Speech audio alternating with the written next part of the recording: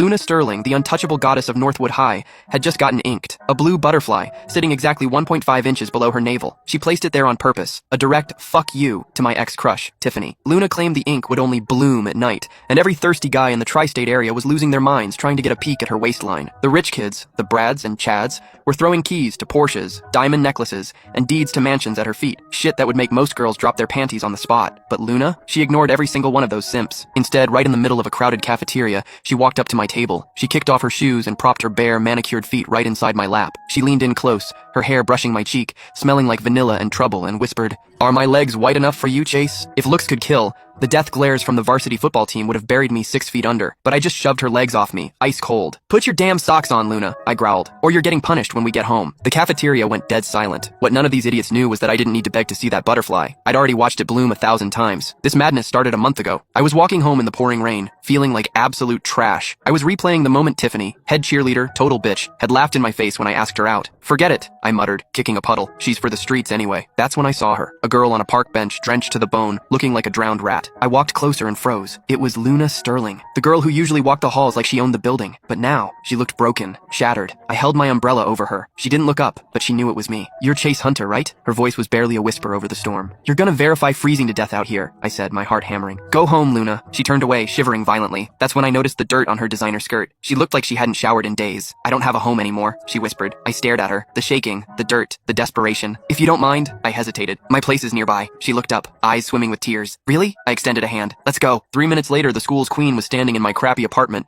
dripping water on my floor. I tossed her a towel and one of my oversized hoodies. "Shower. Turn right. Use whatever soap you want." While she was scrubbing off the grime, I hit the kitchen. Fried rice. Simple. By the time she came out, wearing my clothes that swallowed her small frame, I had food and cold medicine on the table. She sat down, looking at the food like she hadn't eaten in a week. She tore into it. I sat at the other table, pretending to do homework, trying not to stare at her wet hair and flushed skin. 10 minutes. Bowl clean. "I won't tell a soul," I said, breaking the silence. "But what the hell did you mean by homeless?" The story that spilled out of her was a nightmare. Car crash. Parents dead. 2 weeks ago. No relatives gave a shit. No grandparents. The banks froze everything. Fuck. This girl was the class president, the straight A student, the it girl, and she was effectively on the street. "Stay here," I said. It wasn't a question. "Until you sort your shit out." She started panicking. "No, Chase. I can't impose. It's either my couch or I call CPS and the cops. Your call." She looked at me, eyes red. "Do you talk to Tiffany like this? No wonder she dumped your ass." I froze. Low blow. Seeing the hurt on my face, she let out a broken laugh. "Fine. I'll stay. But why? I don't need rumors that I let a class